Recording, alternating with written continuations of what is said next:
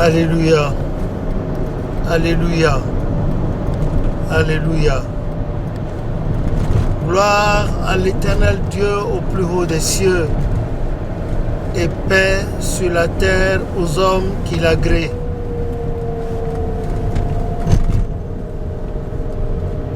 Ce soir, tandis que nous sommes en grand déplacement, je remercie d'abord le caméraman et ceux qui sont avec moi. Je remercie également le Seigneur Dieu de l'Église du christianisme céleste, des pères Oshofa, Yansunu, Mama Yaman, Mama Yansunu, les papas Gouton Nyanga, les papas Sivanelo, les mamans Django, les mamans Joséphine, Tukula Oshofa, les mamans Christine Oshofa, Ditinon, la tempête. Je remercie tous les patriarches des 24 cantons, Lacus dit Tofin. Je remercie en ce moment toutes celles et ceux qui acharnement sont à la tâche pour que l'Église retrouve ses marques d'antan. Le Seigneur Jésus-Christ a dit: heureux ceux qui n'ont pas vu, qui ont cru. Je vous demande de vous estimer heureux. Pour celles et ceux qui n'ont pas vu Papa Oshofa, sinon que sur vidéo ou dans les livres, mais ils ont vu quand même des preuves de son passage sur terre. En l'occurrence, l'Église du christianisme céleste et tout ce qui s'y fait. Des gens continuent de m'écrire sur le grand jeu référence historique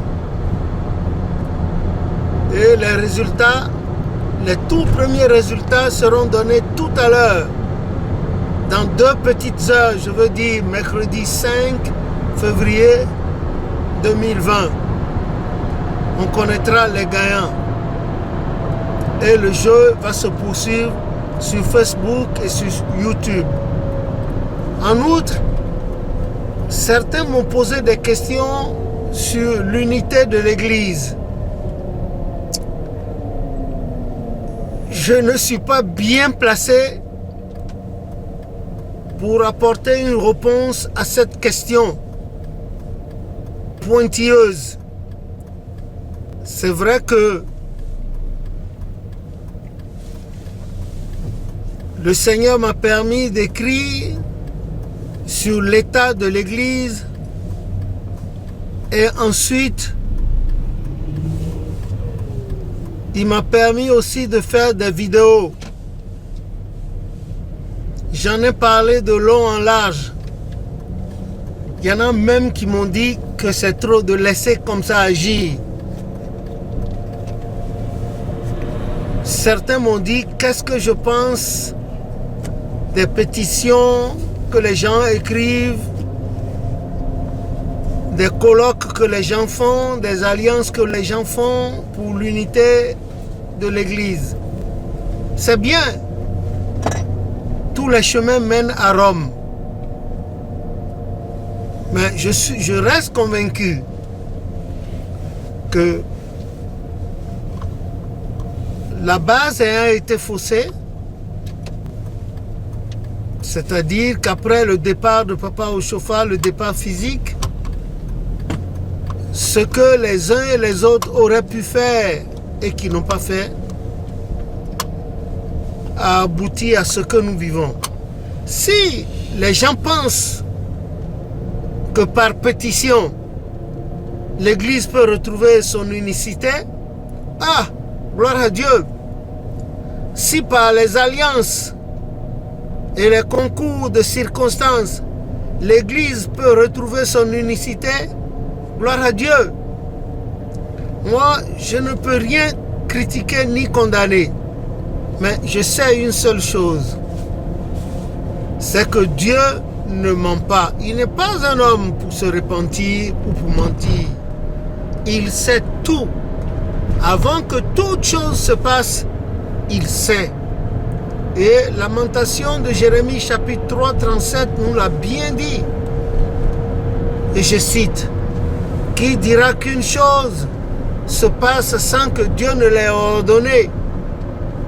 N'est-ce pas de Dieu que viennent le bien et le mal ?» Voilà ce que dit le passage.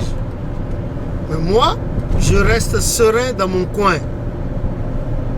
Comme l'Éternel a affirmé à maman Marie Zavounou le 8 octobre 1947 à Ronticomin, là où l'église est descendue, et pendant une séance au cours de laquelle le prophète priait avec le groupuscule qui était en sa compagnie. Moi, je me cantonne à ça. Je voudrais être bête et obéissant, attendant patiemment de voir cette prophétie se réaliser. Est-ce que nos mauvais comportements peuvent-ils empêcher la gloire de Dieu? Je ne le pense pas trop. Notre Dieu étant au ciel, il fait tout ce qu'il veut. Donc, comme je l'ai écrit et répondu à bon nombre de ceux qui me posent ce genre de questions, je vous dis en ce moment, à travers cette vidéo, à ceux-là et celles qui écrivent encore, pensant que j'ai une formule magique. Moi, je ne suis rien. Je ne suis qu'un simple devancier, un simple fidèle dans la grande église qu'est l'église du christianisme céleste. Je ne peux rien dire. Tout ce que je sais pouvoir faire, c'est vous rapporter ce que le prophète a dit en son temps, vous rapporter ce que j'ai entendu les parents dire, les pionniers dire. Sinon, je n'ai pas de remède miracle à cela. Si les gens pensent que c'est par pétition, c'est par alliance, c'est par réunion, c'est par communautarisme, si eux ils pensent qu'il y a un remède miracle, qu'ils les hibent et que Dieu le leur revaille. Je ne veux pas tergiverser sur cela. Je reste convaincu du reste. Qu'avant que l'Éternel me rappelle un jour à lui, je verrai certainement, par la grâce de Jésus, comme le prophète Siméon dans Luc 2 à partir du verset 21,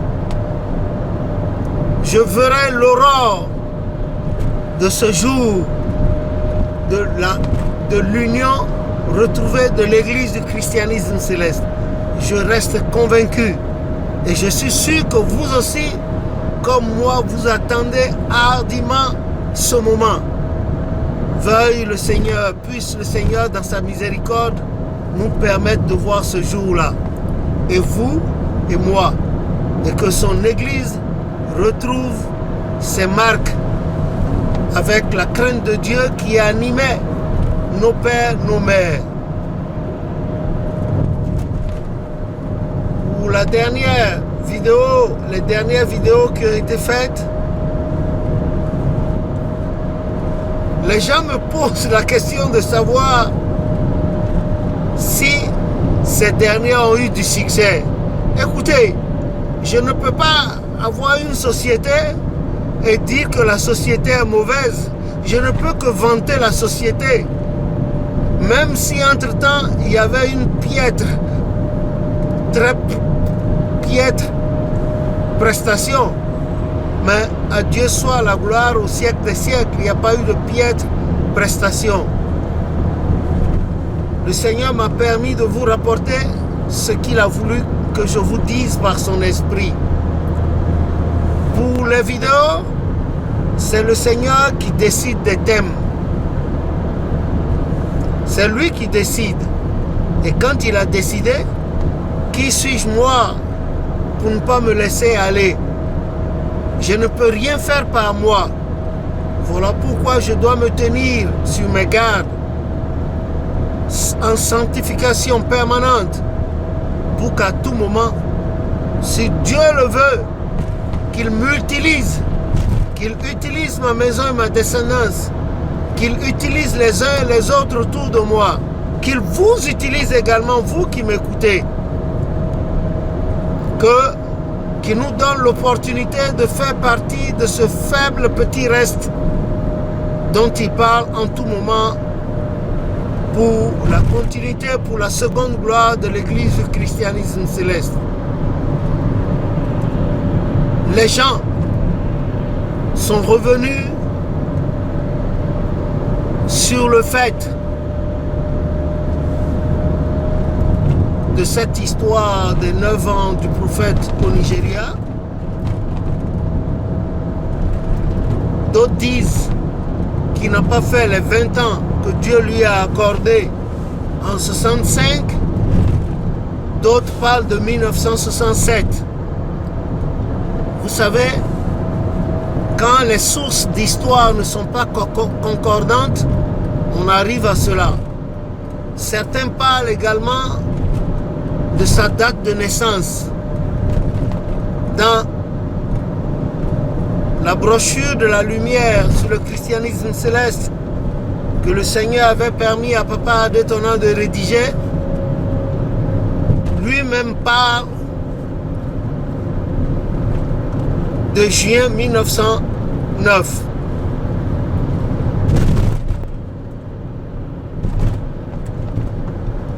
Les documents que nous avons eus dans les grandes bibliothèques à travers le monde nous parlent de juin 1909 et plus précisément du 18 juin 1909. Dans un livre écrit par une personne, l'auteur parle d'octobre 1909. Et les gens se retournent vers moi pour me poser la question de savoir au juste quelle est la date de naissance de Papa Oshofa. Vous savez, eux là, ils étaient à l'époque coloniale, en pleine époque coloniale, où le clerc colon n'était pas obligé de respecter ce que disaient les gens en ce moment, les colonisés. Et il y a eu beaucoup de frappes, d'erreurs, de fautes de frappe dans les noms. Et beaucoup emportent les stigmates jusqu'à ce jour. Entre la déclaration de naissance, ce qui s'y trouve écrit, et ce qu'on a trouvé dans les mairies, il y a une grande différence. Et ce problème se pose avec acuité aujourd'hui pour bon nombre. Et moi, une chose est certaine, je sais que Papa Oshofa est né le 18 mai 1909 à Porto Novo, à Wanticom, un carré 30, maison Balogun. C'est là qu'il est né, aux environs de 5 heures du matin. Et ce que je vous dis, je le tiens du cousin direct de Papa Oshofa, paix à son âme, Alhaji Hilaire. Il était musulman, mais il avait avec lui une bonne partie de l'histoire de l'église du christianisme céleste, puisqu'il habitait la grande cour familiale. Il a tout suivi. Il a tout suivi. Et c'est grâce à lui que j'ai eu certains détails également que j'ai répétés devant le prophète en son temps dans mes balbutiements et il avait éclaté de rire. Sur certaines parties de ces histoires que j'ai recueillies auprès de son cousin Elijah, des fois il rectifiait, des fois il complétait. Et je vous dis encore, de ma vie d'humain, en dehors du Seigneur Jésus-Christ et de mes parents, je n'ai pas vu un homme aussi humble que ce géant de 2,04 m qui parlait comme un prince, sinon qu'il était un véritable prince. Il fallait le voir marcher, il fallait le voir parler et l'entendre chanter encore vous faisait monter au 7e ciel, parce qu'il avait une voix féralytique qui produisait des vibrations. Oh, que j'aurais voulu avec mon cœur d'enfant d'antan pouvoir voir une telle voix, une telle prestance, une telle allure. Et généralement, quand il répondait aux gens, les gens n'étaient pas contents parce qu'il donnait une réponse spirituelle. Mais les gens voulaient de lui des réponses à leur convenance. Ce n'est pas possible. C'était un prophète et un grand homme de Dieu. Il ne rapporte que ce que l'Esprit met dans son cœur et parfois dans sa bouche pour les uns les autres. Devant n'importe quelle situation, il rapportait au public, à ses ouailles, aux gens qui étaient devant lui, ce que l'Esprit avait mis dans son cœur ou dans sa bouche. Et qui plus est, il avait coutume de dire que lui, il n'est qu'un instrument dans la main de Dieu. C'est ce que son maître Jésus-Christ, son ami, lui demande de dire, de faire, que lui dira et fera. Et c'est ce qu'il fait, voilà pourquoi ce dernier le bénit. Donc il nous invitait, nous aussi, de l'église du christianisme céleste, et les gens d'autres dénominations religieuses jusqu'aux féticheurs qui allaient demander conseil avec lui quand ils avaient des cas très difficiles. Je veux parler de ceux que nous appelons féticheurs et qui allaient solliciter Papa Ochofa. Il leur demandait de faire du bien autour d'eux, d'être sincères, d'éviter la sournoiserie, l'hypocrisie et de faire du bien avec leur science autour d'eux, de faire du bien sincèrement, qu'ils feraient tous. Et beaucoup de ceux qu'on appelait les féticheurs qui allaient solliciter Papa pour les aider pour des cas qu'ils avaient et pour sauvegarder leur renommée, ils avaient vu, ils étaient étonnés. Et je peux vous dire qu'on a vu de ces gens que nous appelions par écart de langage féticheur soutenir l'implantation de l'église du christianisme céleste dans leur village, dans leur région, et surveiller ces paroisses pour que la sorcellerie ne touchât point à ces paroisses, ne touchât point aux fidèles de ces paroisses. Il y a plein d'exemples que j'ai cités dans mes vidéos comme dans les écrits. Vous vous imaginez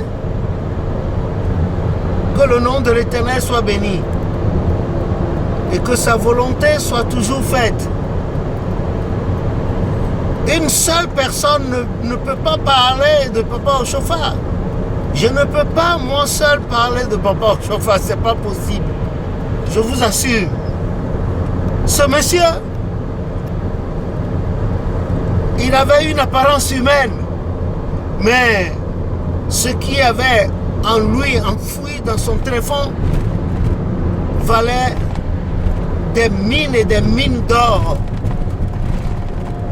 Valait des mines et des mines d'or. On prenait plaisir volontairement à l'écouter quand il parlait, ou bien quand il venait à éclater de rire pour apaiser une tension environnante.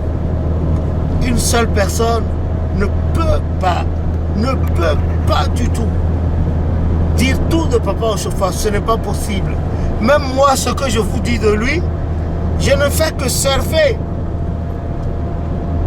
Parce qu'au moment où il parle, je n'étais pas assez concentré pour savoir ce qui se passait dans son cœur. Donc voilà pourquoi je me contente de vous apporter, de vous rapporter ce qu'il disait en ma présence, ce qu'il faisait et ce que les parents disaient de lui, ce que les pionniers et les pionnières disaient de lui. Donc, voilà tout ce que je peux dire. Je ne peux pas dire plus, sinon je serai menteur, je serai un grand menteur à vos yeux. Une chose est certaine, c'est que Papa Ochofa était un homme averti spirituellement. C'était un homme sur lequel reposait grandement l'Esprit de Dieu. Comme il a dit dans Ésaïe, de mon esprit qui repose sur toi, comme la parole que j'ai mise dans ta bouche, ne se retireront point de ta bouche, ni de la bouche de tes enfants, ni de la bouche des enfants de tes enfants. Voilà. Sinon moi-même, je suis époustouflé. Franchement, Papa Ochofa, je ne puis vous le décrire correctement. Je n'ai pas assez de mots pour le décrire. Mais je continue d'affirmer qu'il était un grand homme de son temps. Le prophète noir africain aux pieds nus. Celui que la chronique avait taxé de tous les noms, mais qui a tenu le coup jusqu'au bout, a déroulé tout le rouleau concernant l'église du christianisme céleste. C'est de lui que je vous parle. Quand il a été invité, le pape une première fois, le pape Jean-Paul II lui avait lancé cette invitation, lui demandant de le rencontrer à Accra, à travers ce prêtre envoyé du Vatican, qui a pris contact avec l'évangéliste Diemou de Côte d'Ivoire. Papa Ochofa lui a dit que lui, il est trop petit pour aller au devant d'un grand monsieur comme le pape. Que lui n'est qu'un petit charpentier et qui ne peut pas aller devant ce qui ne peut pas. Et plus tard, le pape lui-même est revenu en 82 à Lagos. Les gens ont dû faire un peu la cour à Papa Ochofa pour qu'il acceptât d'aller le rencontrer. Car il avait toujours dit qu'il connaissait ses origines, il savait d'où il venait et que lui était trop petit pour aller se mesurer au pape, parler avec le pape, rester devant le pape et faire le handshake, c'est-à-dire serrer la main au pape. Mais néanmoins, il est parti, il a rencontré le pape, il y a la photo. Mais j'ai beaucoup regretté qu'après la rencontre, les gens n'aient pas dit exactement dans les journaux ce que le pape a dit à Papa Ochofa. Ils ont rapporté de lui quelque chose de frelaté. C'était tout simplement parce que déjà, en une certaine année, Guérini, un prêtre, a été à Davier, dans la résidence de Papa Ochofa. Il a suivi Papa Ochofa dans tout ce qu'il faisait, les prières, et il a rapporté fidèlement, même jusqu'à l'intonation, la phonétique de tout ce qui avait été dit, qu'il a livré à Rome. Bon, nous utilisons la trilogie Jéhovah, Jésus-Christ, Saint-Michel. La clé que Jésus-Christ a donnée à Pierre dans Matthieu 16, quand ce dernier a posé à la cantonade la question à ses apôtres de savoir qui dit-on que je suis? Les gens ont répondu Jean-Baptiste, d'autres Jérémie, d'autres Élie, d'autres. Il dit bon, et vous, qui dites-vous que je suis? Pierre, habité par l'Esprit, le Saint-Esprit a dit, tu es le Christ. Et c'était la première fois qu'ils entendaient le mot Christ à l'intérieur de leur groupe. Et le Seigneur lui a dit, ce n'est pas toi qui l'as dit, c'est mon Père qui est dans le ciel qui a mis cette réponse dans ta bouche. Mais comme tu es Pierre, je te donnerai la clé du royaume des cieux. C'est sur cette pierre que je bâtirai mon église. Le séjour des morts ne prévaudra point contre elle. Et tout ce que tu liras sur terre sera lié là-haut dans les cieux. Cette clé-là, la trilogie, nos aînés de cette église romaine aussi l'avaient. Et certains le savaient. J'ai connu dans le temps un prêtre dans un petit pays d'Afrique qui s'appelait Taï. Ce prêtre prescrivait des cérémonies, des travaux spirituels à des fidèles, à l'église catholique où il était le curé, et leur demandait d'aller sur une des paroisses de l'église du christianisme céleste pour la réalisation de ces travaux spirituels. Ce qui a fait que beaucoup de catholiques, l'ayant connu dans le temps, sont venus vers l'église du christianisme céleste. Et sur sa paroisse, il interdisait les pantalons, les mini-jupes, il interdisait les perruques, les vernis, les ongles longs, il interdisait. Et il était bien sûr mal vu par le clergé. Finalement, ils l'ont excommunié, mais il avait continué de recevoir les gens chez lui. Et il disait,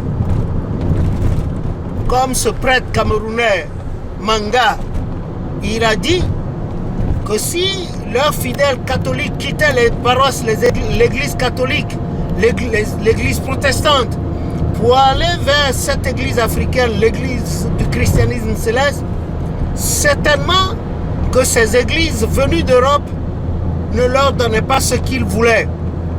Et Proverbe 28:9 dit, 29:18 dit que quand il n'y a pas la révélation, le peuple est sans frein, c'est normal. Des églises européennes ou les Africains qui étaient nos parents, nos grands-parents, ils voulaient savoir, parce qu'avant leur conversion pour ces églises importées d'Europe, eux, ils avaient leur manière de consulter les dieux, de consulter la nature pour savoir qu'est-ce qu'il fallait faire, quelle démarche fallait entreprendre pour protéger la maison, etc., etc. Maintenant, ces églises sont venues et à coup de lanière, on les a imposées à nos grands-pères à travers les missionnaires, les militaires, les colons, les explorateurs qui n'étaient que des négriers en fait.